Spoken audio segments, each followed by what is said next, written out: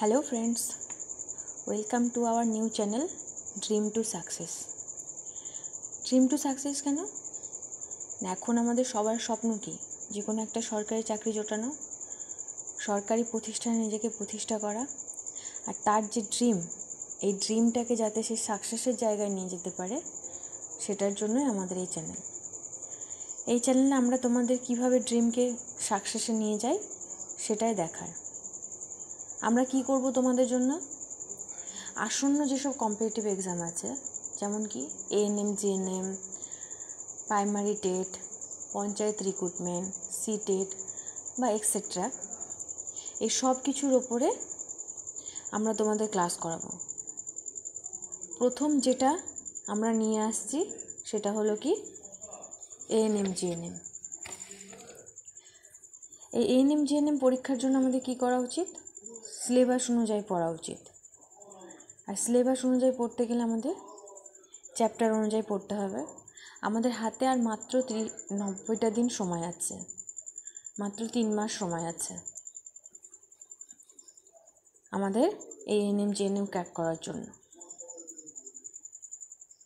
তাই ANM, জিএনএমের syllabus অনুযায়ী আমি তোমাদের জন্য একটা ক্লাস স্টার্ট করছি। আমি তোমাদের জীবনবিজ্ঞান থেকে কিছু প্রশ্ন তুলে ধরছি। জীবনবিজ্ঞানের একটা চ্যাপ্টার, জীবন ও তার বৈচিত্র্য। এখান থেকে আমি আজকে তোমাদের কিছু কোশ্চেন করাবো। এই চ্যাপ্টার থেকে যে সমস্ত কোশ্চেন পরীক্ষায় আসার মতো বা আসতে পারে, সম্ভাব্য কোশ্চেনগুলো আমি তোমাদের সামনে তুলে ধরছি। তো দেখো প্রথমেই কোন কোশ্চেনটা আছে। আমি যে চ্যাপ্টারটা তোমাদের করাচ্ছি সেটার নাম কি? জীবন ও তার বৈচিত্র্য। তো চলো শুরু করি। প্রথম কি কোশ্চেন আছে দেখো। কোশ্চেন নাম্বার 1, জীববিদ্যা শব্দটি কে কবে নামকরণ করেন?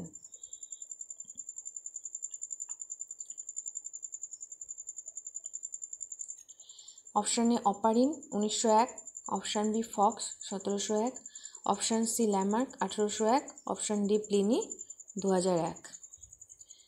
তাহলে জীববিদ্যা শব্দটি কে কবে নামকরণ করেন? Option C Lamarck 1801। নেক্সট কোশ্চেনে যাই আমরা। কোশ্চেন নাম্বার 2, উপজিতি বিপাক কোনটি? অপশান এ শ্বসন, অপশান বি পুষ্টি, অপশান সি রেচন। তাহলে উপজিতি বিপাক কোনটি? অপশান বি পুষ্টি। এবার কোশ্চেন নাম্বার 3,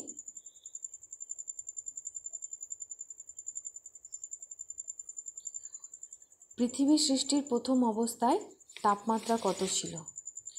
অপশান এ 5000 থেকে 6000, অপশান বি 3000 থেকে 4000, অপশান সি 7000 থেকে 8000, অপশান ডি 1000 থেকে 2000।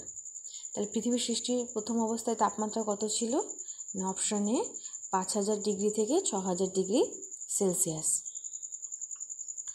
এবার কোশ্চেন নাম্বার 4, জড় বস্তু থেকে কত বছর আগে প্রাণের সৃষ্টি হয়েছিল?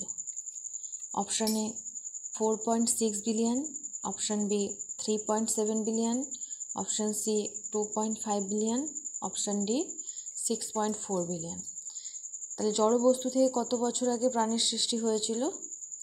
Option B 3.7 billion.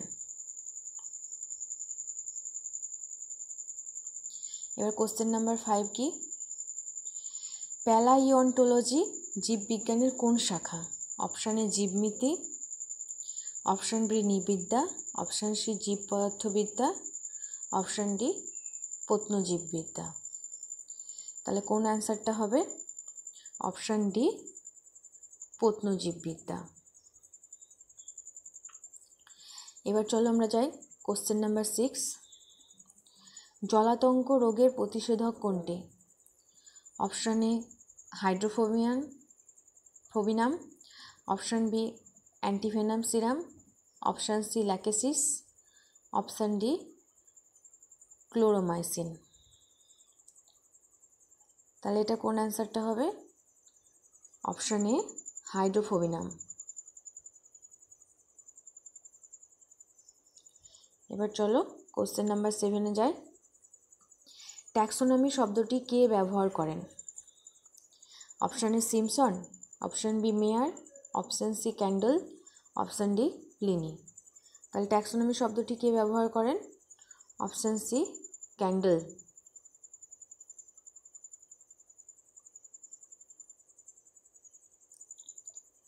Next question কি আছে? কোশ্চেন নাম্বার 8, চিকিৎসা বিজ্ঞানের জনক কে? Option A Aristotle, option B Hippocrates, option C Linnaeus, option D Theophrastus. তাহলে চিকিৎসা বিজ্ঞানের জনক কে? Option B Hippocrates. Question number 9 কি আছে দেখি। অক্সিজেন সরবরাহ বজায় রাখার জন্য মহাকাশচারীরা মহাকাশযানে কি রাখে? অপশান এ শৈবাল chlorella, option B moss, option C fern, option D গুল্ম। তাহলে কোনটা রাখে অক্সিজেন সরবরাহ বজায় রাখার জন্য মহাকাশচারীরা মহাকাশযানে? অপশান এ শৈবাল ক্লোরেলা। এবার কোশ্চেন নাম্বার 10 দেখো কি আছে। প্রাণীবিদ্যার জনক কে? Option A Pliny, option B Linnaeus, option C Aristotle, option D Hippocrates. প্রাণীবিদ্যার জনক কে? Option C Aristotle. এবার চলো কোশ্চেন নাম্বার 11-এ যাই। অ্যানথ্রোপোলজি জীববিজ্ঞানের কোন শাখা? অপশান এ প্রত্নজীববিদ্যা, অপশান বি নৃবিদ্যা, অপশান সি জীবনীতি, অপশান ডি জীব পদার্থবিদ্যা। তাহলে অ্যানথ্রোপোলজি জীববিজ্ঞানের কোন শাখা? অপশান বি নৃবিদ্যা। এবার নেক্সট কোশ্চেন কি আছে। মাইক্রোস্ফিয়ার হলো প্রথম কোষীয় জীব, এটি কার উক্তি? Option A Oparin, option B Fox, option C Haldane, option D Pasteur. তাহলে মাইক্রোস্ফিয়ার প্রথম কোষীয় জীব, এটা কার উক্তি? Option B Fox.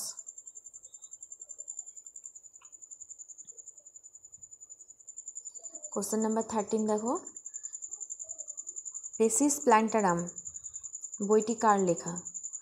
Option C Linnaeus, option B Oparin, option C Pliny, option D Haldane.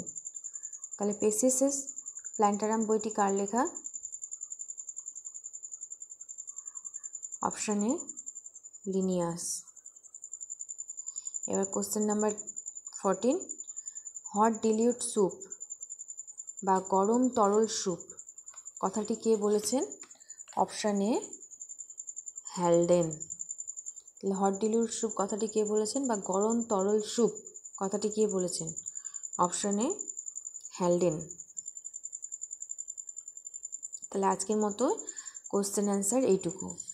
এরকম আরও প্রশ্নপত্র তোমাদের পেতে গেলে আমাদের চ্যানেলটিকে সাপোর্ট করো, যাতে আমরা তোমাদের জন্য আরও প্রশ্ন এরকম নিয়ে আসতে পারি। নেক্সট ক্লাসে আমি তোমাদের এই চ্যাপ্টার থেকে আরও কিছু কোশ্চেন তোমাদেরকে করাবো।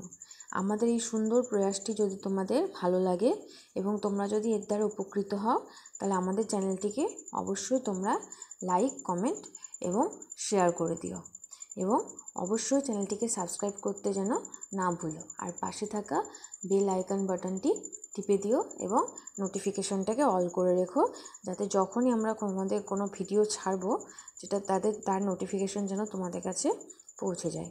Thanks for watching.